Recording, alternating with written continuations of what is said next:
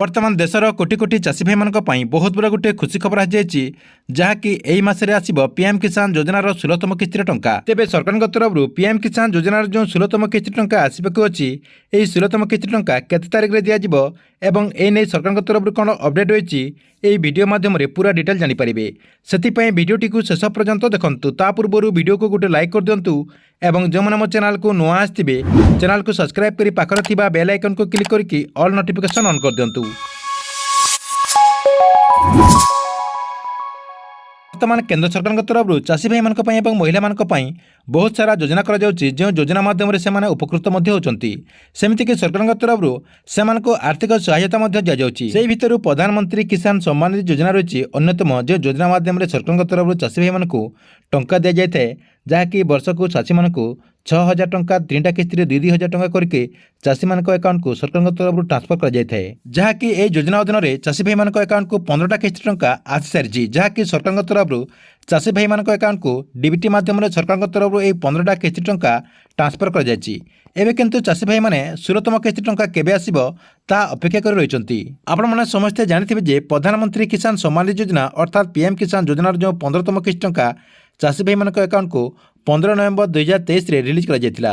एबे किंतु पीएम किसान योजनार जो 16तम किस्ती टंका रहिछि से 16तम किस्ती टंका केबे आसीबो कृषक माने उत्साह सहित अपेक्षा कर रहिचंती। एही बोली परिस्थिति रे पीएम किसान योजनार 16तम किस्ती टंका को नै बहुत बड़ा गोटे अपडेट आ जायछि जहाँकि पीएम किसान योजनार जो हिताधिकारी अछंती सेमानक पई बहुत बड़ा गोटे खुशी खबर। पीएम किसान योजनार जो 16तम किस्ती रहिछि से 16तम किस्ती एही 15 फेब्रुआरी 2024 रे आसीबाक जाउछि जहाँकि चाषी भाई मानक अकाउंट को डायरेक्ट सरकार तरफ डीबीटी माध्यम रे चाषी भाई मानक अकाउंट को ट्रांसफर करा जिबार आशा करा जाउछि।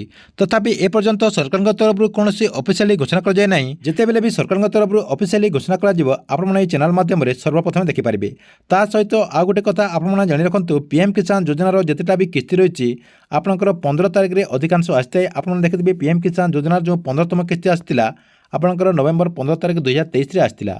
एबे किंतु पीएम किसान योजनार जो 16तम किस्ती रहिछि सेही 16तम किस्ती भी सेही 15 तारिख अर्थात 15 फेब्रुआरी 2024 रे आसीबो बोली आशा करा जाउछि। काहेकि ना आगको लोकसभा निर्वाचन थिबारु चाषी भाई मानक अकाउंट को एही 16तम किस्ती टंका सरकार तरफ ट्रांसफर करि पारंते बोली आशा करा जाउछि। ता सहित जो माने पीएम किसान योजनार योग्य हिताधिकारी अछंती एवं जो माने नुआ आवेदन करचंती सेमाने निजर टाटस टी को चेक कर दियंतु। आपनकर जो पीएम किसान योजनार जो गवर्नमेंट वेबसाइट अछि से वेबसाइट को जेकी आपण निजर टाटस टी को चेक कर दियंतु। आपनकर टाटस रे जदी किछि भूल भाल अछि ताले आपण से सब को सठिक कर दियंतु।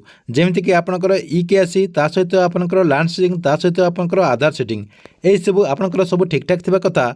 जदि आपनकर ठीक ठाक अछि ताले आपण माने पीएम किसान योजना जो 16तम किस्ती टंका आसीबाक अछि एही 16तम किस्ती टंका पाई परिबे। ता सहित जो माने पीएम किसान योजना रे नुआ आवेदन करचंती से माने पीएम किसान योजना जो नुआ लिस्ट रहिछि से नुआ लिस्ट को चेक कर दियंतु। जहा कि आपण मानक मो ए वीडियो डिस्क्रिप्शन रे लिंक दे दिछि सेठी आपण क्लिक करके आपनकर डिटेल देके एही नुआ लिस्ट को आपण माने चेक करि परिबे। जहा कि से लिस्ट रे आपनकर ना अछि कि नै आपण माने जानि परिबे। ठीक अछि एथिले आपनकर पई पीएम किसान योजना को नै आस्तिबा बहुत बड़ अपडेट।